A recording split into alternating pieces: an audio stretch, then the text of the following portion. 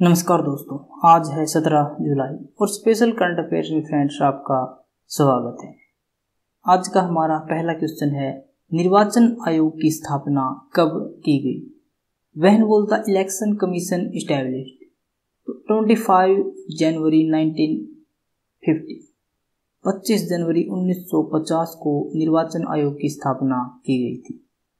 निर्वाचन आयोग, जिसे चुनाव आयोग के नाम से भी जाना जाता है, यह एक स्वायत्त संवैधानिक निकाय है जो भारत में संघ और राज्य चुनाव प्रक्रियाओं का संचालन करता है।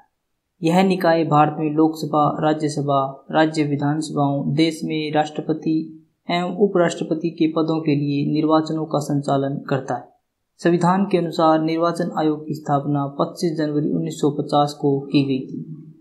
शुरुआत में आयोग में केवल एक मुख्य निर्वाचन आयुक्त थे। वर्तमान में इसमें एक मुख्य निर्वाचन आयुक्त और 2 निर्वाचन आयुक्त हैं। जनप्रतिनिधित्व अधिनियम 1951 की धारा 153 क्या है? What is section 153 of the representation of the people act 1951? इसके तहत चुनाव की समय सीमा में विस्तार करने की शक्ति का प्रयोग केवल चुनाव की अधिसूचना जारी करने के बाद ही किया जा सकता है।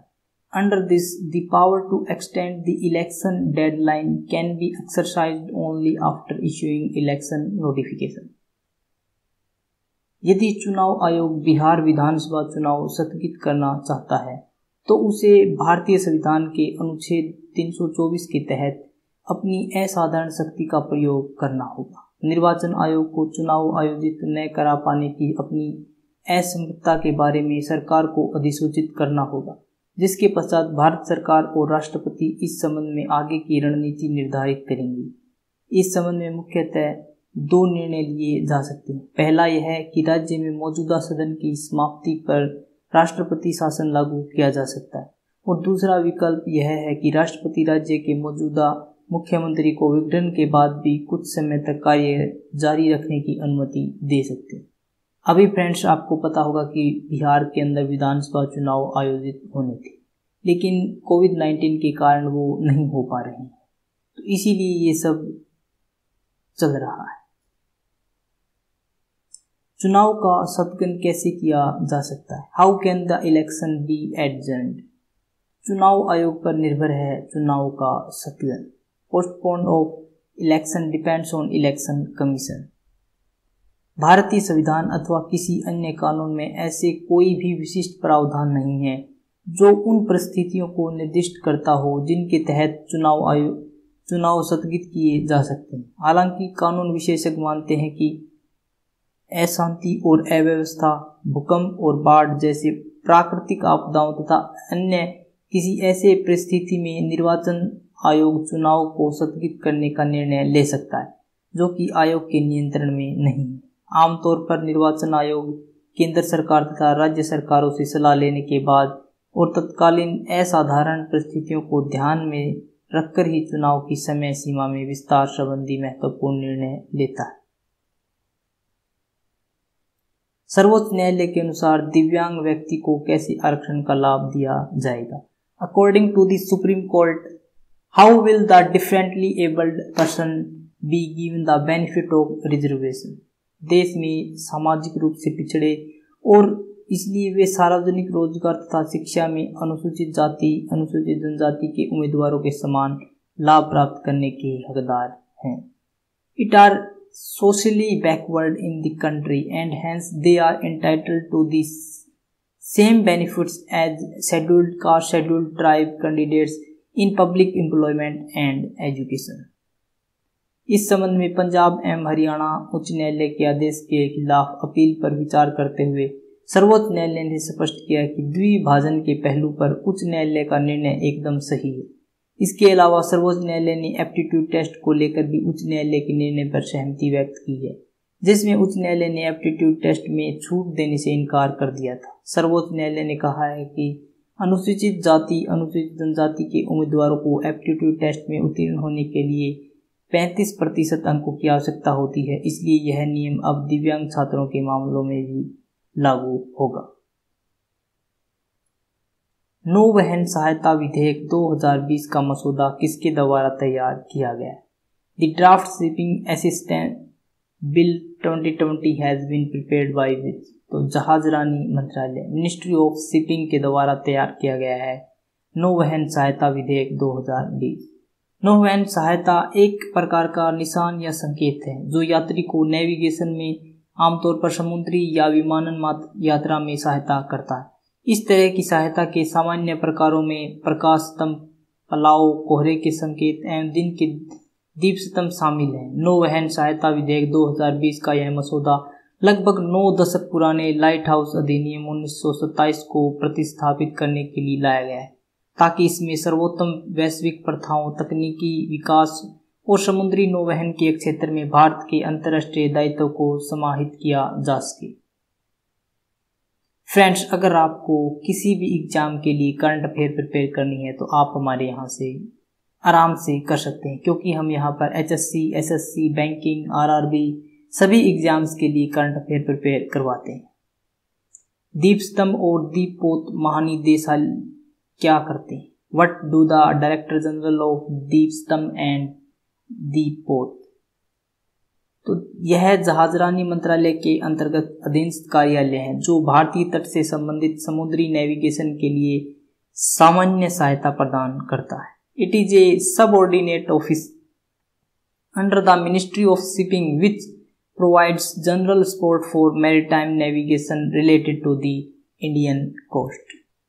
इसका मुख्य लक्ष्य भारतीय जल में सुरक्षित जल यात्रा के लिए नाविकों को नौवहन सहायता प्रदान करना। इस मसौदे में अपराधों की एक नई अनुसूची भी शामिल की गई जिसके तहत नौवहनीय सहायता में बाधा डालने एवं नुकसान के लिए तथा केंद्र सरकार एवं अन्य निकायों द्वारा जारी दिशा निर्देशों का अनुपालन नहीं करने पर दंडात्मक कार्यवाही का प्रावधान है। नेशनल इंटेलिजेंस ग्रिड क्या है? What is the national intelligence grid? तो नेशनल इंटेलिजेंस ग्रिड आतंकवादी गतिविधियों को रोकने के लिए एक कार्यक्रम is a programme to stop terrorist activities.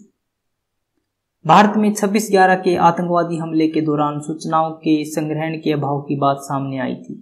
इस मामले का मास्टरमाइंड डेविड हेडली 2006 से 2009 के बीच हमले की योजनाओं को मूर्त रूप प्रदान करने हेतु कई बार भारत आया, लेकिन उसके आवागमन की किसी भी सूचना का विश्लेषण नहीं किया जा सका।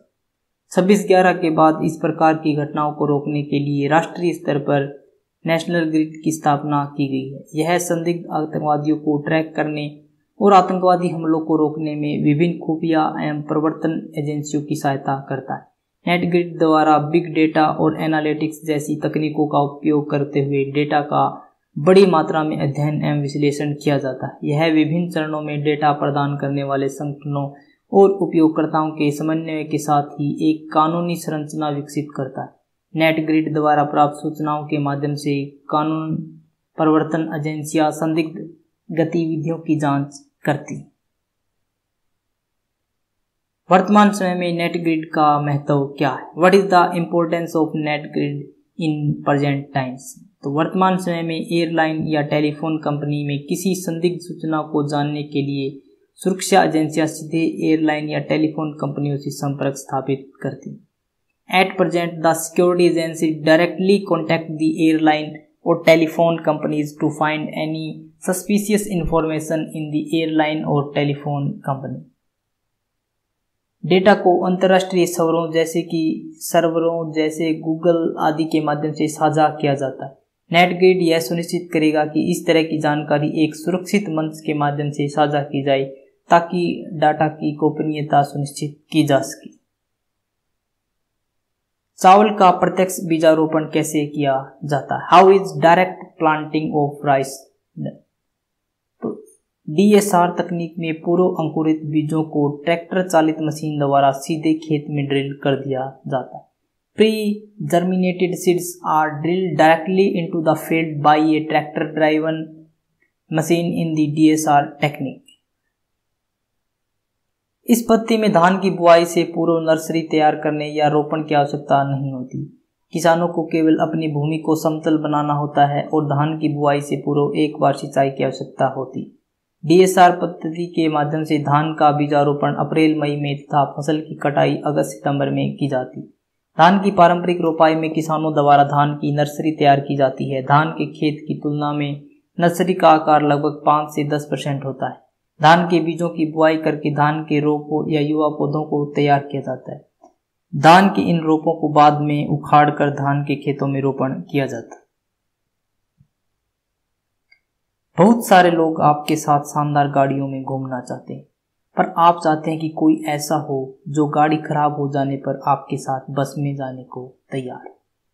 फ्रेंड्स, अच्छे समय में तो आपके साथ हर कोई रहना चाहता है, लेकिन सच्चा दोस्त वही होता है जो आपके साथ, अगर आपकी गाड़ी न हो तो आपके साथ बस में जाने के लिए भी तैयार हो।